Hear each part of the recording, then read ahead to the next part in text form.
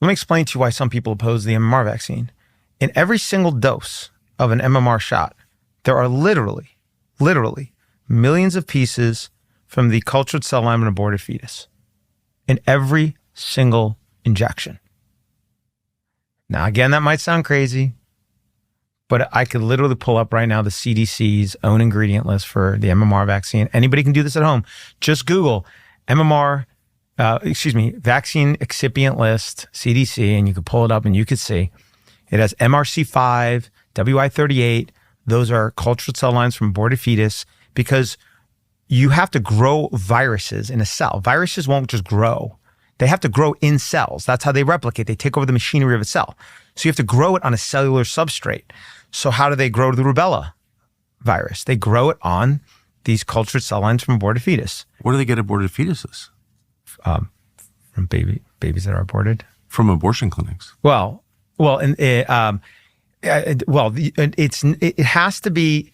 You can't use. So the cells need to be alive. Okay, so you understand, like, the aborted fetal tissues has to remain alive to be used, and so I depose, for example, the world's leading vaccinologist, Dr. Stanley Plotkin, and that deposition is actually available on thehighwire.com. The whole deposition, 9 hours, is available there. Okay, parts of it are available on X, and yes, I watched part of it in preparation for this interview, and was so shocked and revolted by it. I was already on your side, obviously, as a parent of a child who was vaccine injured. So I'm in tune with everything you're saying. But that deposition with Dr. Stanley Plotkin, who's still alive, 93, I checked, was one of the most shocking things I've ever seen in my life. You watched the whole thing? No, I watched selections of it. Okay, yeah. And so then about what the clip I'm about to talk about, which is relating to just one study that was done that involved over 70 normal, healthy fetuses, right? There was nothing wrong, no abnormalities that were aborted for the purposes of this one study. I mean, past the first trimester, but they're all older than 3 months, he said. That's right.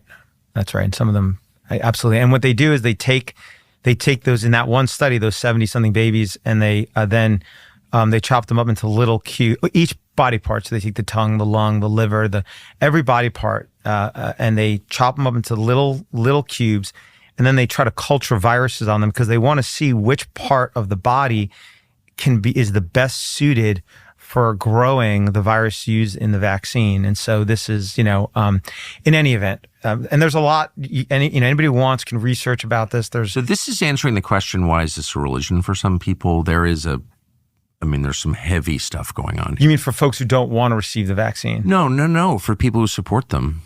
Well, there's a human sacrifice quality here. Sorry. That was my takeaway from that interview. And I think you actually asked him, are you an atheist? Yes, I am. Yes. Well, the case was about a religious belief that our client had, contrary to the practice of vaccination. They didn't want to vaccinate her kid. And he decided to volunteer, for reasons I'll never understand, to be an expert. And he came to the deposition. He didn't come to trial.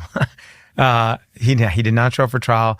We even sent him a subpoena ducis tecum after the deposition. If you ever see the deposition, he says, "Oh, well, there is this or there's that." And so I sent him a document request saying, "Hey, you said there's this and that. Give it to us." And then he brought a collateral lawsuit to quash that subpoena, believe it or not, because he did not want to give it, because they don't have it. It doesn't exist. Just like this polio petition. It's not, I don't ask for things, we do, I try to do my homework beforehand. In any event, this vaccines are grown with the cells of aborted baby tongues. Well, no. Well, let me be clear about that. In that study, they were trying to figure out which body part was best to use. So the one that they ended up with was actually from the lung of the aborted baby. Aborted fetus. So it's lung fibroblasts are where the cells the substrate that ended up working. So they tried with tongue, it didn't work as well. And there's a number of qualities they're looking for. How well does the virus replicate? Are there other potential, viruses back, and so forth and so forth. Well, what's the best medium to do it in? And so There's. But you said that the cells have to be alive. So where do the bodies come from? Do we know? I mean, when the baby is aborted for the purposes, and they're typically aborted for the scientific purpose, right? I mean, they have to know beforehand for the most part, because if they abort the baby and they don't immediately act to make sure that the tissues don't die, then you can't use them in these experiments. So, and this is. I'm about as uncomfortable as I've ever been in an interview right now. This is like really beyond that this happens.